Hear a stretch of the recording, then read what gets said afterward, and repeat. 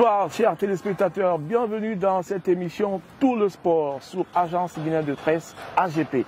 Aujourd'hui nous avons posé notre valise à Koléa, au stade de Koléa précisément comme vous le constatez. Nous sommes avec l'ex-international guinéen Fodé Mansaré. Fodé Mansaré, avec lui, nous allons parler de sa carrière en club, en équipe nationale, mais aussi actuellement avec ses projets en cours. Chers téléspectateurs, vous êtes à la maison en train de nous suivre. Bienvenue dans cette émission Tout le sport sur AGP. Chers téléspectateurs, l'invité en fait là. Bonjour Mansaré. Bonjour mon cher frère. Comment vas-tu? Ça va, et vous êtes dans cette émission Tout le sport. Il y a certains de tes amis qui sont passés, vraiment camarades de Parmesan. Est-ce qu'on peut avoir une idée de façon résumée de votre parcours? Bon, vous le savez déjà. Hein. Voilà, dans un premier temps, comme vous le savez déjà, on est né, grandi à Conakry, oui. Précisément à Koléa, oui. Là où on est. Oui. Et donc tout se passe bien, parce que moi j'ai la chance de tomber sur deux couples, oui. Qui viennent d'Ajaccio. Oui. Qui s'appellent Doumé, oui. Doumé Sikada. Ah, Doumé Sikada. Voilà. Okay. Et Marie-Ange, oui. Sa femme, oui. Qui m'ont pris comme leur enfant adoptif. D'accord. Voilà, qui m'ont vraiment aimé. Oui. Et ils avaient le jardin de Guinée, ils avaient une boîte de nuit aussi. Et là où on s'est débrouillé pas mal. Donc, et vu que moi, on était beaucoup, hein, oui. Et vu que moi, on m'a pris comme leur enfant adoptif, oui. Donc je ne voulais pas aller à l'école. Et on m'a dit, bon, écoute, on pense qu'on va t'amener en Europe. Oui. Tu vas aller... Comme tu aimes le foot? Oui, foot, ou en tout cas, de me faire quitter à Conakry. Oui.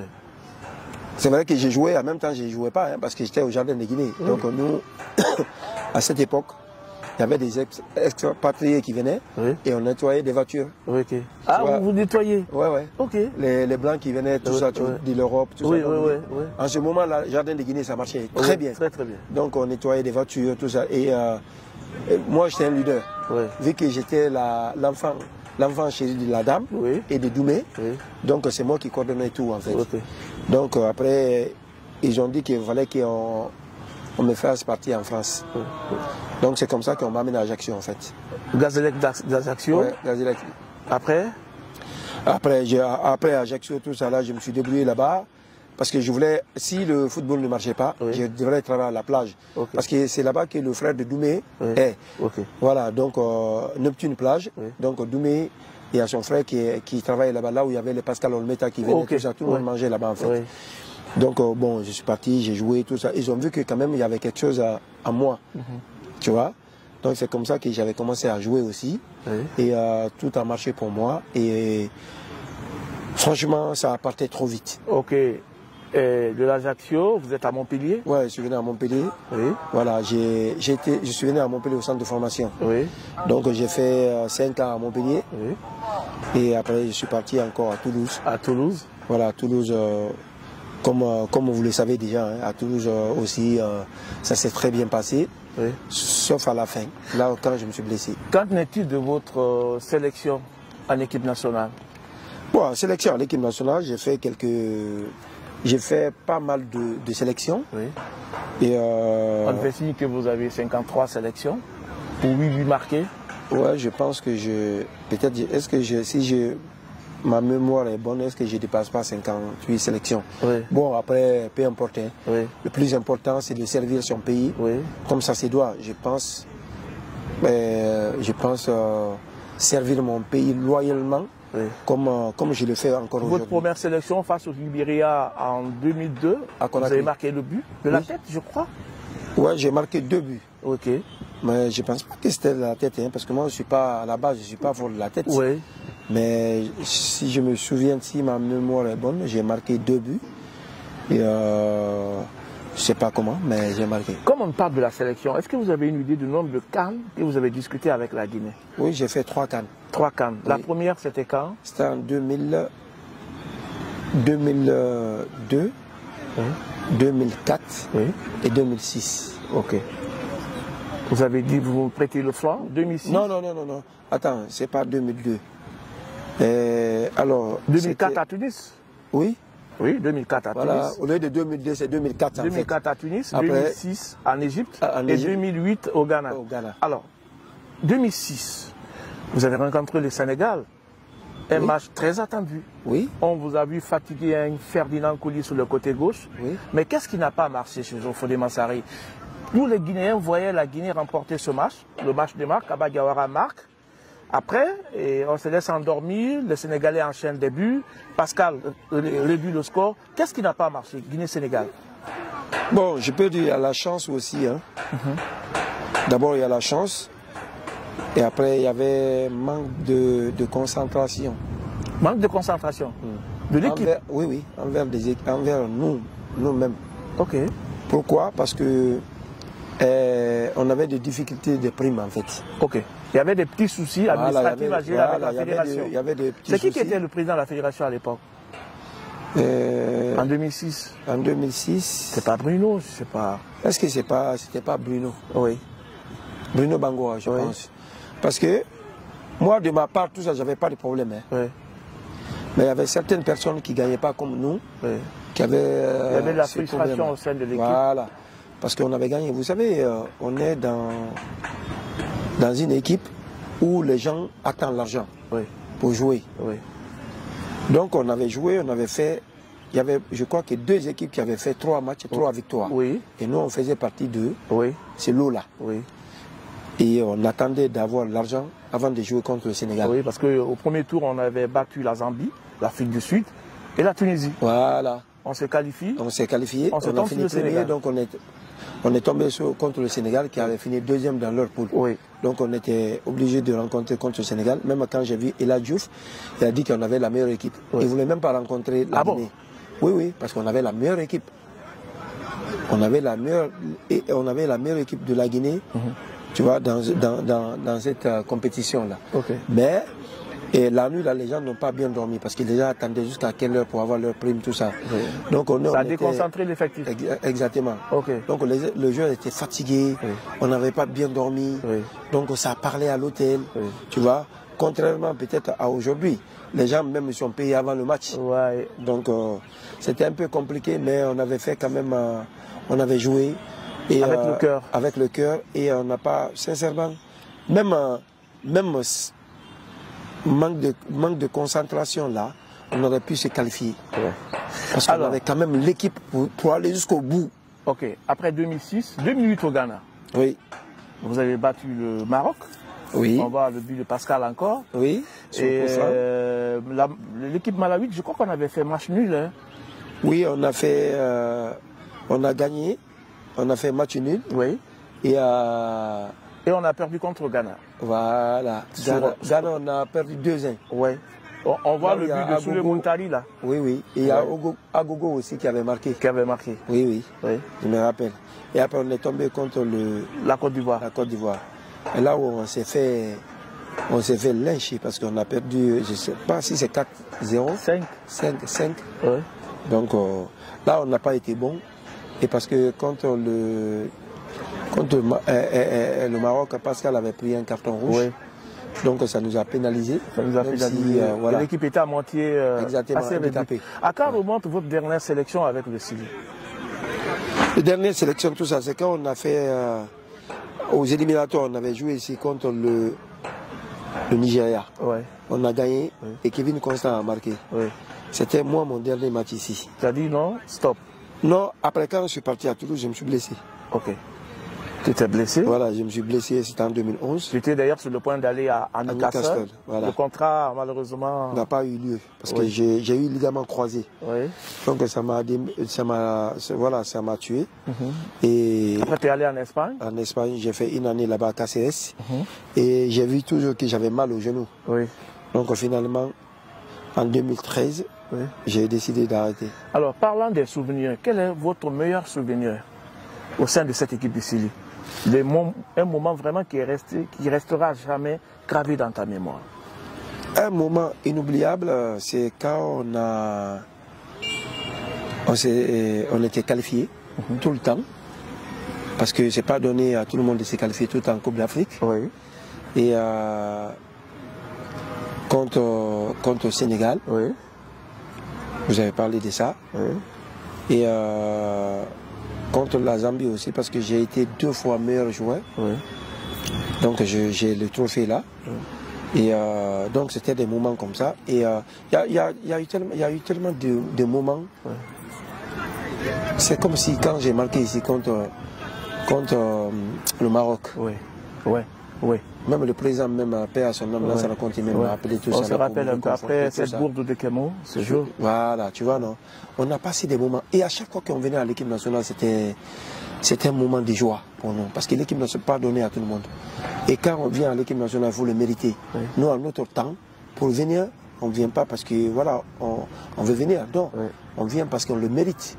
Et on vient parce qu'on est, on est fiers de venir jouer pour son pays. Mansari, cette question, qu'est-ce qui a manqué à votre génération de remporter la CAN?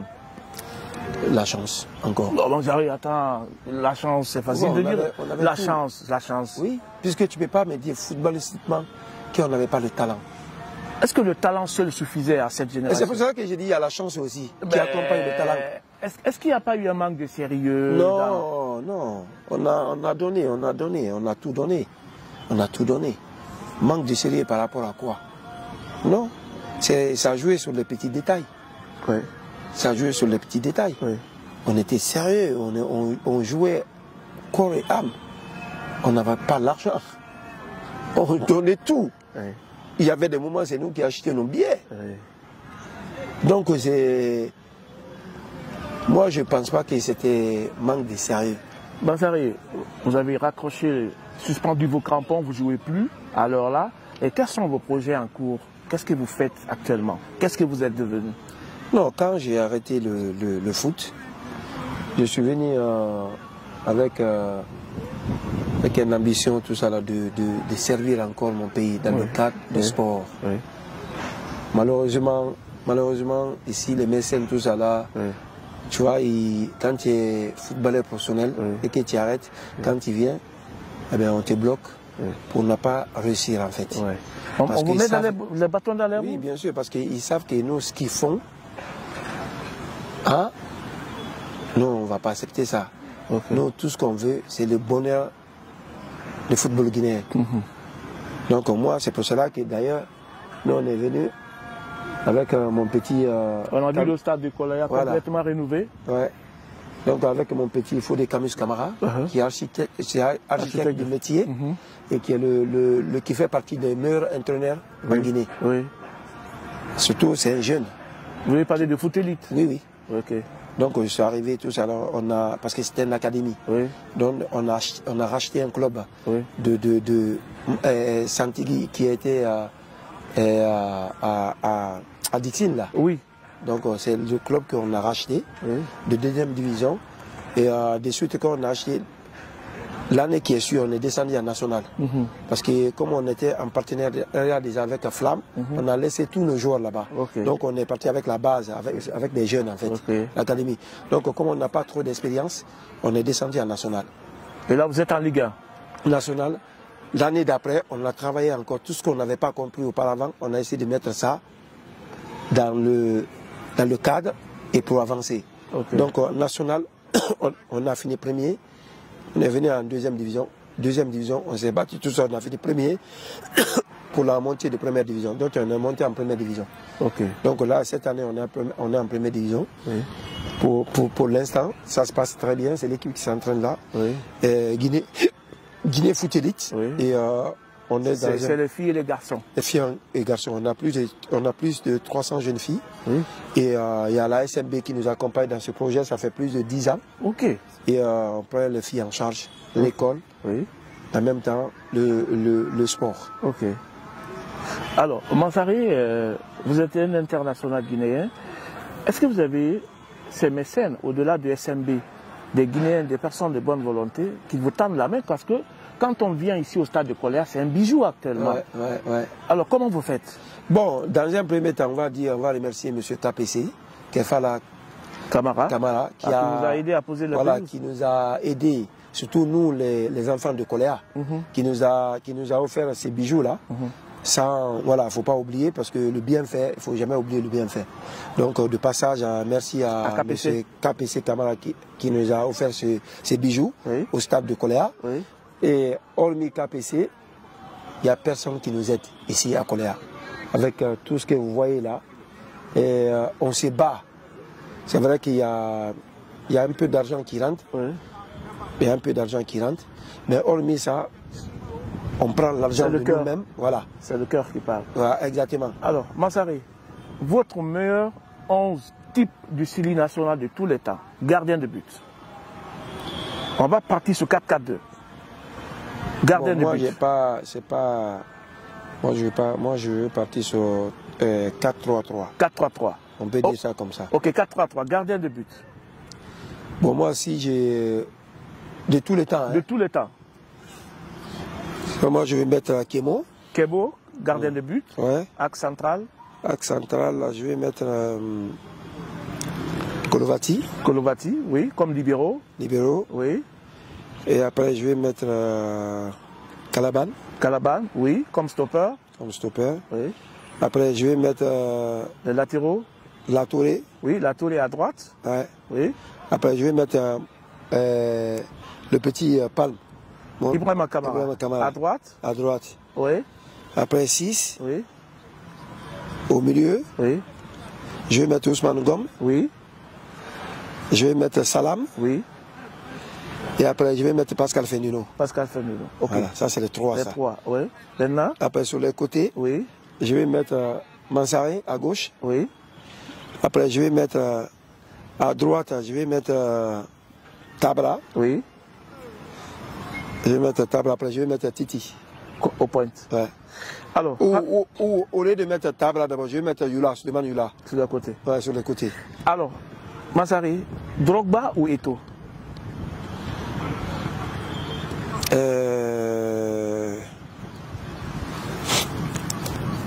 Bon, ça c'est une question qui est un peu difficile, mais... Drogba ou Eto'o? Si je peux prendre les deux? Non, un. Drogba, Eto'o. Bon, moi je vais prendre quand même si Eto'o est fort, mais je vais prendre Drogba. Ok.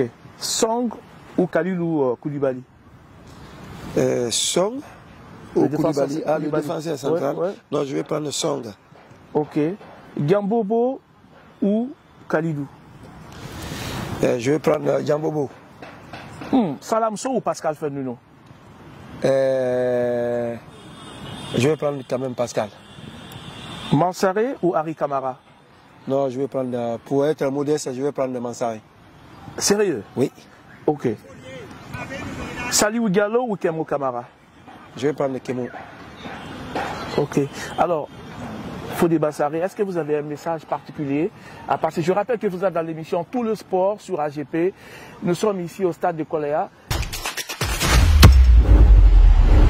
Alors, Fodé, on va se quitter. Est-ce que vous avez un message particulier aujourd'hui aux autorités, aux personnes de bonne volonté qui nous regardent à ce moment? Oui, tout ce que moi je peux dire, déjà merci à vous, Ouba, pour le déplacement. Oui. Et voilà, vous avez vu, moi aussi né à Koléa, grandi à Koléa. Oui. Et le ministère m'a envoyé ici pour travailler, pour essayer de mettre les joueurs à l'aise, mettre la population aussi de Koléa et les autres quartiers à l'aise. Donc c'est dans cette condition que je suis venu à Koléa, donc je travaille et je continue toujours à travailler. On a toujours travaillé quand on jouait et quand on arrête aussi, on va continuer à travailler. Donc on demande toujours des bonnes volontés qui peuvent nous aider. J'ai toujours fait passer des messages plusieurs fois, mais pour le moment, j'ai vu personne. Ouais. Donc de nous-mêmes, même si les bonnes volontés ne viennent pas, on va continuer toujours à travailler. Parce que on tient, on tient. Et vous avez vu tout ce qu'on a aujourd'hui. Koléa aujourd'hui, Koléa hier, non, Koléa aujourd'hui, vous avez vu l'image. Donc c'est parce qu'on bosse. Quand je viens ici le matin, je pars tardivement la nuit parce qu'on travaille. Et tous les bonnes volontés sont bienvenues. Donc je demande à l'autorité aussi, à l'État, de vous accompagner, de nous accompagner s'il y a la possibilité. Après, s'il n'y a pas la possibilité, ben, on fera ce qu'on a. Mais en tout cas, on tend la main à tout le monde de venir en aide pour que le bijou là qu'on a, pour que ça dure en fait, qu'on n'a pas que ça soit comme les autres, voilà, les autres stades. Tout ce que je demande, c'est voilà, c'est un peu ça. Merci Massaré. Merci à vous. Il me reste plus qu'à te dire merci de continuer à persévérer. Au-delà d'être sportif, vous êtes très culturel. Ouais, aussi. C'est vrai. Vous êtes sur le terrain culturel. Ouais, c'est vrai, c'est vrai. J'ai la plage d'équiper. Ouais, d'équiper. Oui. Donc on aura le temps aussi de parler de... Parce que moi, je me rappelle quand pour avoir la force, il fallait que j'écoute la musique traditionnelle, tout ça, la musique de chez moi, ça me donnait plus la force.